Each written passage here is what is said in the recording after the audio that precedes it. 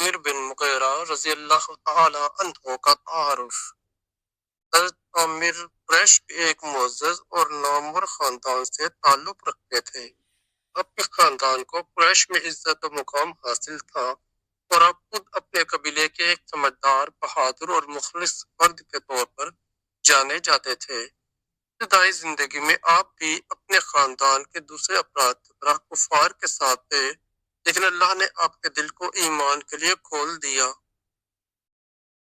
حضرت عامر نے اسلام کے ابتدائی دنوں میں ہی ایمان قبول کیا، جب مکہ میں مسلمان ہونا سب سے بڑا جرم سمجھا جاتا تھا۔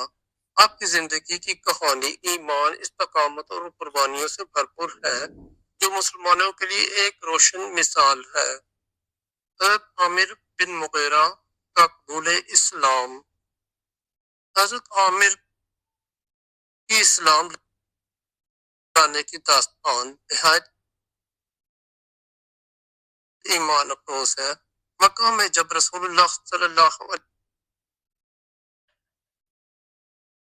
علیہ وآلہ وسلم نے توحید کا پیغام عام کیا تو قریش کے سردار اس پیغام کے خلاف تھے۔ حضرت عامر بھی ابتدا میں انہی لوگوں میں شامل تھے جو اسلام کی مخالفت کرتے تھے، لیکن اللہ نے ان کے دل میں نور ڈال دیا۔ ایک دن حضرت عامر نے رسول اللہ صلی اللہ علیہ وآلہ وسلم کو بیت اللہ کے پاس قرآن پاک کی تلاوت کرتے ہوئے سنا۔ قرآن کی آیات نے ان کے دل کو جھنجھوڑ کر رکھ دیا۔ وہ فوراً رسول اللہ صلی اللہ علیہ وآلہ وسلم کی خدمت میں حاضر ہوئے اور دریافت کیا، اے محمد صلی اللہ علیہ وآلہ وسلم، آپ جو پیغام دے رہے ہیں کیا یہ واقعی اللہ کی طرف سے ہے؟ رسول اللہ صلی اللہ علیہ وآلہ وسلم نے فرمایا، یہ اللہ کا کلام ہے جو حق اور ہدایت کا راستہ دکھاتا ہے۔ حضرت عامر بن مغیرہ نے اسی وقت اسلام قبول کر لیا اور کہا، میں گواہی دیتا ہوں کہ اللہ کے سوا کوئی معبود نہیں اور آپ اللہ کے رسول ہیں۔ کفار مکہ کو ظلم و ستم۔ اسلام قبول کرنے کے بعد حضرت عامر کو سخت ترین حالات کا سامنا کرنا پڑا۔ قریش کے سرداروں نے آپ پر بے شمار مظالم ڈھائے تاکہ آپ اسلام چھوڑ دیں، لیکن آپ کے ایمان کی پختگی نے انہیں ناکام کر دیا۔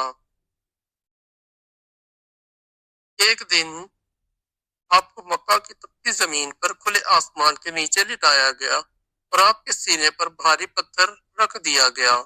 کفار نے آپ سے کہا کہ اپنے دین کو چھوڑ دو ورنہ ہم تمہیں اسی طرح مار ڈالیں گے۔ حضرت عامر نے فرمایا، اگر تم میرا جسم توڑ دو، میری جان لے لو، تب بھی میرا دل توحید اور محمد صلی اللہ علیہ وآلہ وسلم کی محبت سے خالی نہیں ہوگا۔ یہ ایمان افروز الفاظ سن کر کفار غصے میں آ گئے، لیکن حضرت عامر نے صبر کا دامن نہیں چھوڑا۔ مدینہ کی ہجرت۔ جب مکہ میں مسلمانوں کے لیے حالات انتہائی مشکل ہو گئے تو رسول اللہ صلی اللہ علیہ وآلہ وسلم نے مسلمانوں کو مدینہ ہجرت کرنے کا حکم دیا۔ حضرت عامر بن مغیرہ نے بھی ہجرت کی اور اس سفر کے دوران بے شمار مشکلات برداشت کیں۔ مدینہ پہنچنے کے بعد آپ نے اسلام کی ترویج کے لیے دن رات کام کیا اور وہاں کے انصار کے ساتھ مل کر مسلمانوں کی مدد کی۔ غزوات میں شرکت اور بہادری۔ حضرت عامر بن مغیرہ نے اسلام کی خاطر اپنی جان و مال سب کچھ قربان کر دیا۔ آپ نے تمام اہم غزوات میں شرکت کی، جن میں غزوہ بدر اور احد، خندق اور خیبر شامل ہیں۔ غزوہ احد۔ غزوہ احد کے دوران حضرت عامر بن مغیرہ نے بے مثال بہادری دکھائی۔ آپ نے کفار کے کئی جنگجوؤں کو شکست دی، لیکن اس دوران آپ شدید زخمی ہو گئے۔ زخموں کے باوجود آپ نے میدان جنگ نہیں چھوڑا اور آخر دم تک لڑتے رہے۔ رسول اللہ صلی اللہ علیہ وآلہ وسلم نے آپ کی بہادری کی تعریف کرتے ہوئے فرمایا، عامر، تمہارا ایمان تمہیں ہمیشہ بلند رکھے گا۔ غزوہ خندق۔ غزوہ خندق میں آپ رسول اللہ صلی اللہ علیہ وآلہ وسلم کے قریب رہے۔ مدینہ مدینہ کے دفاع میں بھرپور کردار ادا کیا۔ جب دشمنوں نے مدینہ پر حملہ کرنے کی کوشش کی تو آپ ان چند افراد میں شامل تھے جنہوں نے دشمن کے ناپاک ارادوں کو ناکام بنایا۔ وفات اور میراث۔ حضرت عامر بن مغیرہ نے اپنی پوری زندگی اسلام کی خدمت میں گزار دی۔ آپ کی وفات مدینہ میں ہوئی اور آپ کو جنت البقیع میں دفن کیا گیا۔ آپ کی قربانیاں اور خدمات آج بھی مسلمانوں کے لیے مشعل راہ ہیں۔ آپ کا ایمان اور صبر ہر مسلمان کو یہ سبق دیتا ہے کہ مشکلات کے باوجود اللہ کے دین پر قائم رہنا ہی اصل کامیابی ہے۔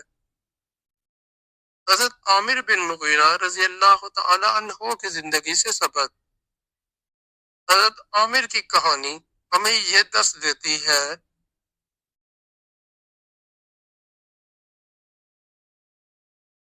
کہ ایمان کی پختگی اور صبر کے ساتھ دین پر ثابت قدم رہنا چاہیے۔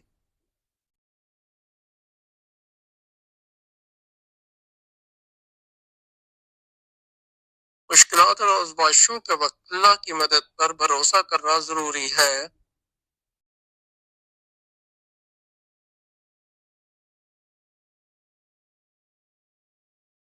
دین کے لیے اپنی جان، مال اور وقت قربان کرنے سے انسان کو دنیا اور آخرت میں کامیابی حاصل ہوتی ہے۔